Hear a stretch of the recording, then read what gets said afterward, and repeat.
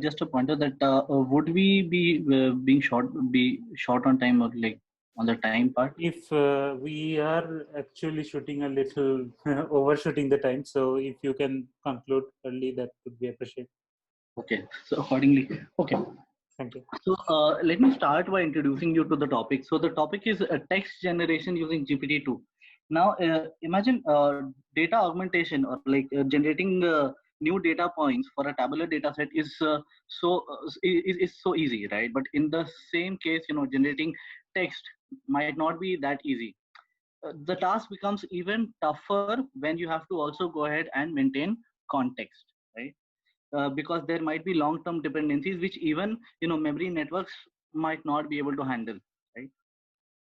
So the idea is to just explore one of the new frameworks which is available. So for what we'll start with is we'll track the timeline of how the problem statement has evolved over time and how the solution has evolved over time, right? And then a brief introduction of what are the standardized methods, and then we'll delve down deep into like the GPT-2 and what does the GPT-2 do, and then one demo of the working of GPT-2, if that is comfortable, right? Okay. 1 second. Ah.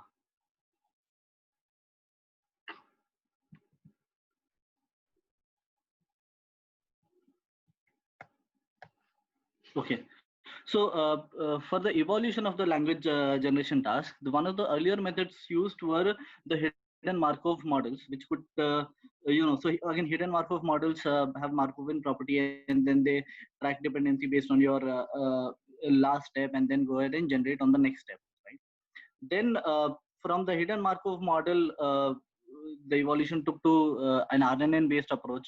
Now the transition from RNN to LSTM was more generic. Why? Because again, the concept of memory comes in between RNN and an LSTM.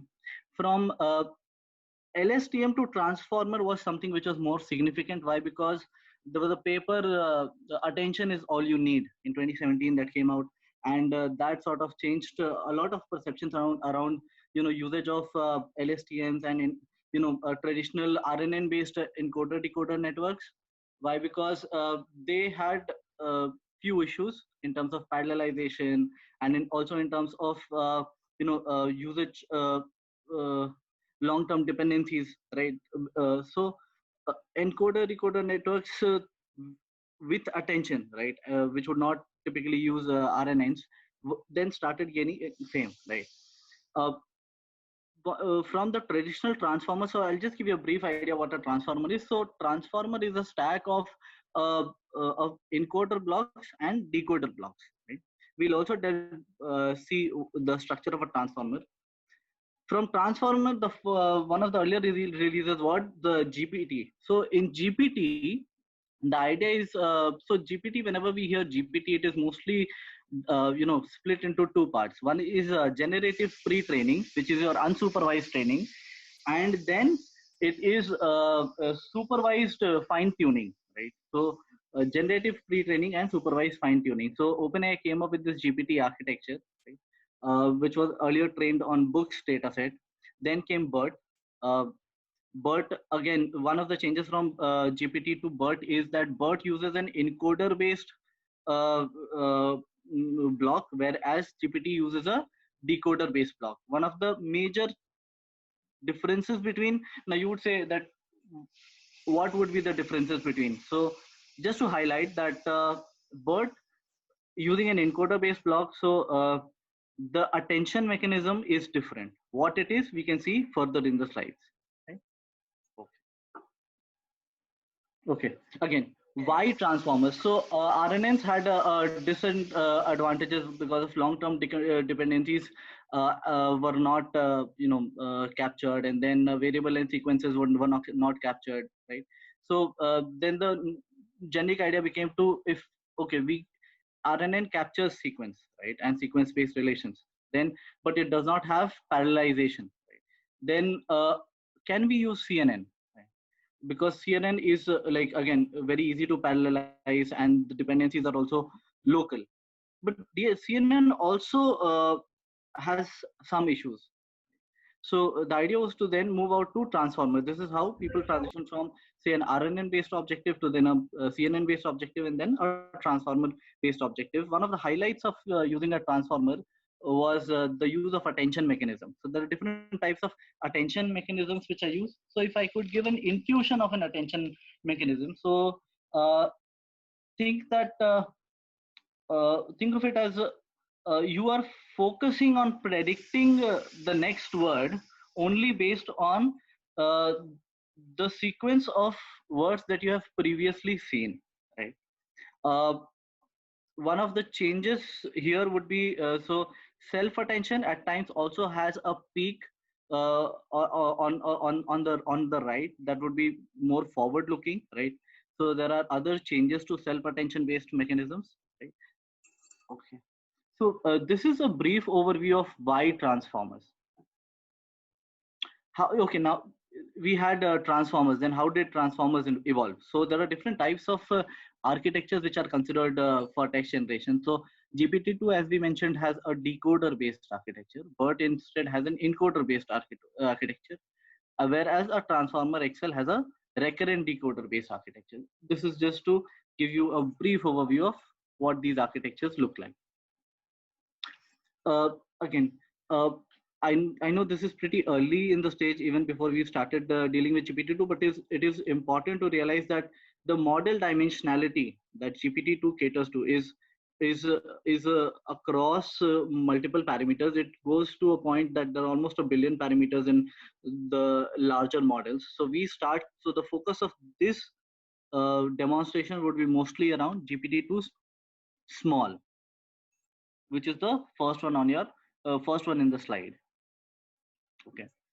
Uh, Highlights of using GPT-2. So it has almost like 1.5. The larger models has almost like a 1.5 billion parameters trained on 8 million web pages. Although OpenAI has not made this completely available, uh, citing a lot of issues in terms of misusage of such broadly trained transformers. Uh, One of the major features of GPT-2 is that it can generate conditionally synthetic text. Right?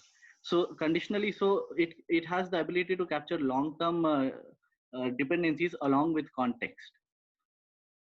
The original problem statement for GPT-2 is mostly to predict the next word, right? It has been tested across all major forms of text problems, be it summarization, question answering. But here, what we look is mostly around natural language generation.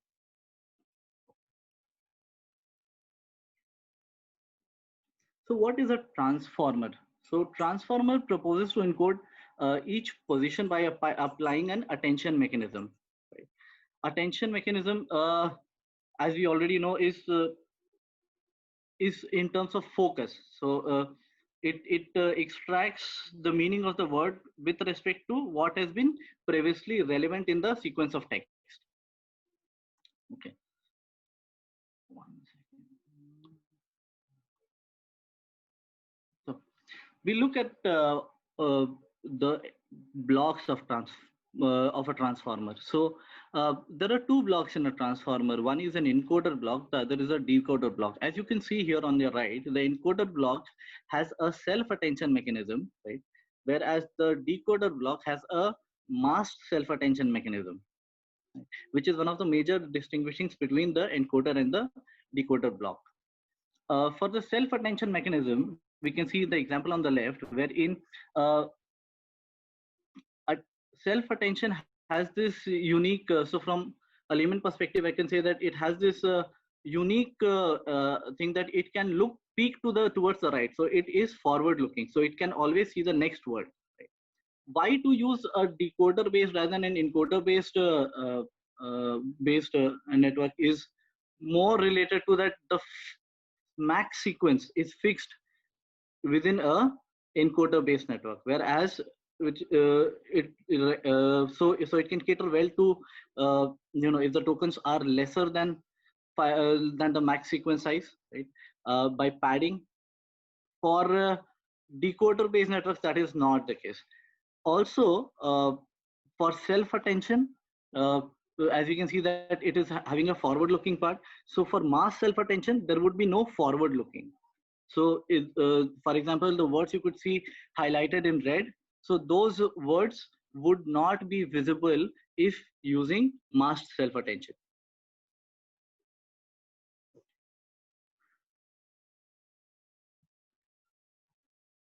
Okay, so what is self-attention? So let us see self-attention as a, so you have a query, right? So this is general for attention mechanism, and then you have a key. So these are like three vectors. What we can think of query and key to be is that you want to look up. So you have one set of sequence, right? And you want to look up that set of sequence within a set of files, right? And those files can have labels which are your keys, and those keys can then contain some value vectors which will be the actual representation of the words.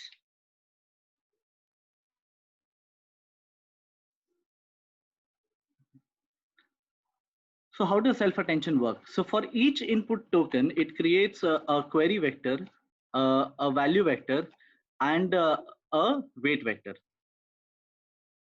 So it multiplies the matrices of the query vector with the query vector with the weight vector and the value vector. So there are two types of multiplication that happen here. One is an element wise matrix multiplication, the other is a dot product. So the second the second step is the dot product calculation. So first is more like a element wise multiplication, the second step is a dot product, and then a summation of all these scores is then given out as a total sum.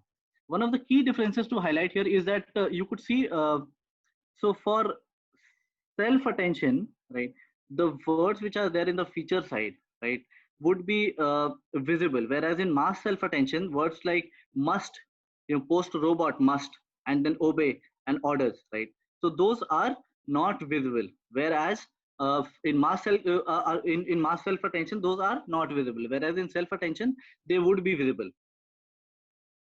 Now the mathematical part of it is, I'll like quickly run through this. So the mathematical part of it is that you multiply the queries, which is your initial topics that you have, right, with the keys that you have, and it gives you a score. Now when you apply the attention mask, it automatically scales the values at the right to infinity, which you can then put to 0 by applying a softmax. Okay. Now this was self-attention. Okay. What GPT-2 uses is more like a multi-head attention, which is like attention coming out from different such blocks and then concatenating. Okay. So this is to show you an example of attention. So for example, if we have the words, right? So at a given point in time, how are the mappings of each word with respect to the words which have occurred in the sentence?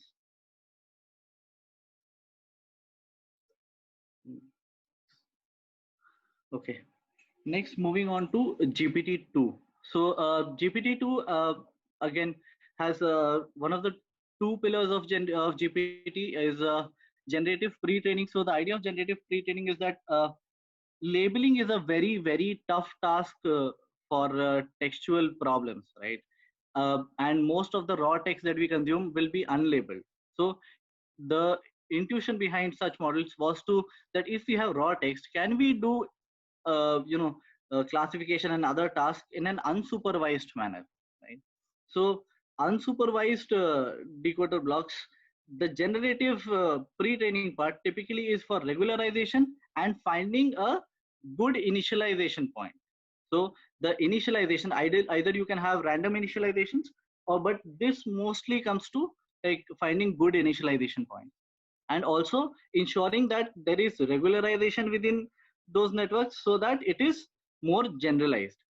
The GPT-2 architecture is it has been tested for inference, summarization, Q&A, and semantic similarity.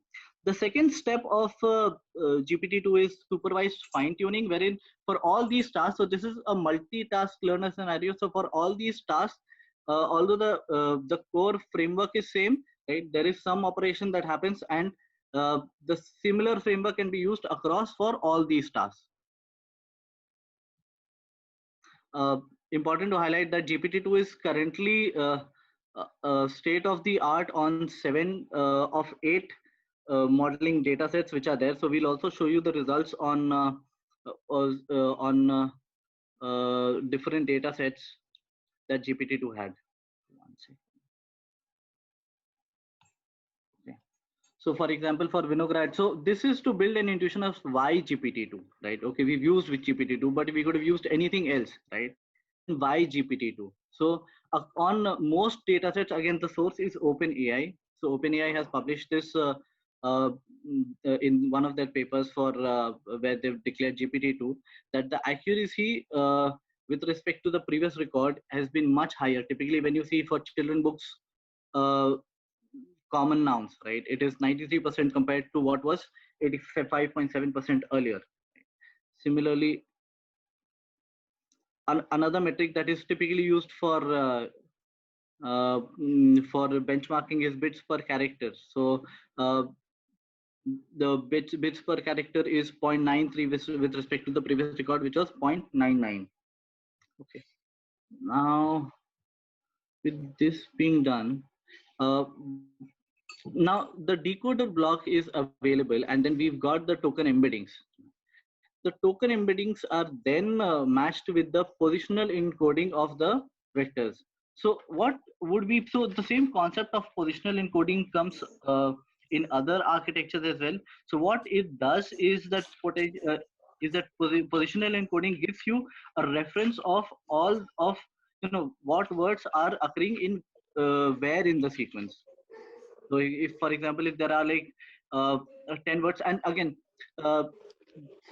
GPT-2 and BERT are models which are typically trained on large corpus of data set. For example, it could be a Wikipedia article, it could be a book, right? On those things. So tracking long-term dependencies becomes tough.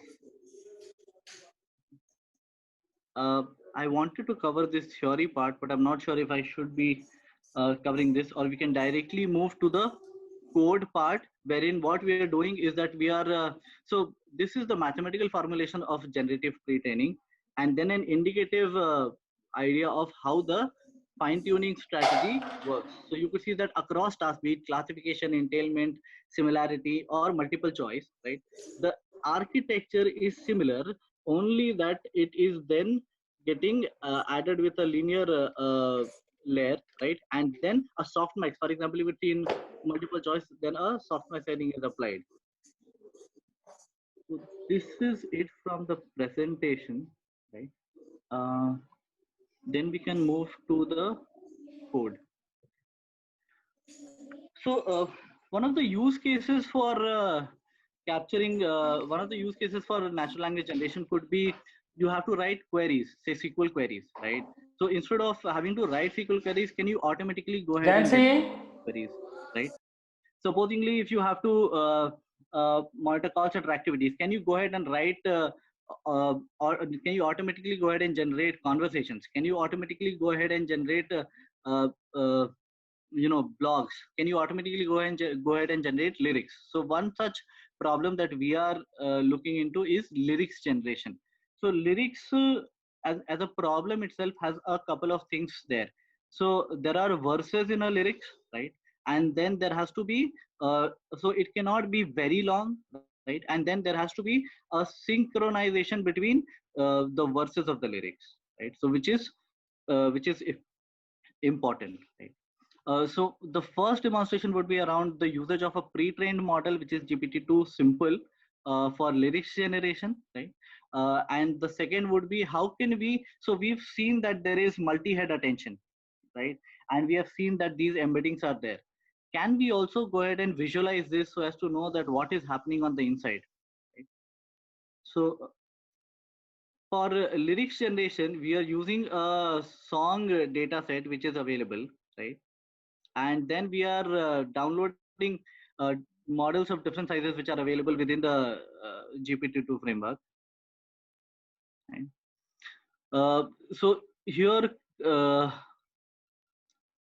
this is important. So for the training part, you can go ahead. We can go ahead and set different optimizers within a session, right? So this is similar to how we train a neural net, right? The only thing is that here we are using TF1, so the concept of session remains, right? Uh, so this is the generative pre-training part, right? And this is the fine-tuning part, right? Okay. Once this is done, then what we can do is we can directly go ahead and pass that using that model. We can go ahead and generate, right? So generate. So for generate, there are some of the things that we would have to pass, which is because it is based on a tensor. So the session variables goes in. Then the prefix. So prefix is something that you would want to be appended at the start of the sentence, right? The number of samples, right? Number of samples would be how many samples of text do you want to generate, right? Then there is temperature. So temperature as a parameter is important. Why? Because temperature tells you. So if we increase the value of temperature, right, then what happens is that the suboptimal, right, generation also takes place when we increase the value of temperature. Okay. Then there is okay, prefix is there, temperature is there, right? And then truncate is the end of it. And then like how would you want the sentence to end? And then we are printing out the results. Okay. I would show one of so there are like multiple samples which are generated. So I would show out one of the samples, right, which is so you can see like making somebody happy is a question of give and take. You can learn how to show it. So come on, give yourself a break. So this rhyming, right, give and take, and give yourself a break, right? So this rhyming, the context between vectors is still maintained, right? So this is based on, this is why this has happened is because we've trained it specifically on the songs data set, and hence the construction uh, happens on the embeddings of the song data set. Okay. Moving ahead, is okay, we've trained this model, right? We want to go ahead and we've seen that there were like attention mechanisms and everything over there, right? Can we go ahead and visualize those attention mechanisms, right? So there is a library which is available, which we can use. So this is based on a different example wherein it takes there's a pre-trained model which is available, right? So based on those pre-trained model and a given text, right, uh, the the attention mechanism is generated. So this is layer by layer. So on the, okay, I think the labels are missing here, but this side, right, on the left hand side is your layers, right, and this side is the label. So there'll be 1 2 3 4 5 6 7 8 9 10 11 12. So GPT-2 is a 12 head attention multi attention mechanism. Going ahead with this, so this was one part of the attention thing. There's another example that we have is for the query part. So initially we had seen that in at each layer, right, if you want to visualize that what is the query, what is the key, and how is the attention working, then there is a neuron view. So neuron view, which is available within the GPT library, right? So which we can go ahead and use. So what it does is that it visualizes the neuron, visualizes at a neuron level. So for each layer, right, we can see that, for example, for at, right? So we can either, so, right. So here is the attention mapping that we get. If we want, we can go ahead and, um, you know, uh, expand it, and then we'll get to see as to from this query, so how did the query vary over time for the same word, right? What was the key which was generated, right? And how did it map here? One important thing you would see here is that the length of sequence of output is same as the length of sequence of the length of sequence of output is same as the length of sequence of the input. So I think this is still like very early days for GPT-2 because it's been released like about a year back, like but it shows a lot of promise just because of the conditional just because of the conditional uh, uh, inference that it has, and also that it can track long-term dependencies, right? And the advantage of parallelization using a transform is anyways there. Okay. So that is it from my side. I hope I'm not exceeded time. Okay. Visualization library name. Okay, once again, I'll just go ahead and share visualization library name. So the visualization library name is this Birdways. So Birdways has both the neuron view, right, and the model view. So model view will give you the multi-head attention, this diagram that you had, and neuron view will give you this.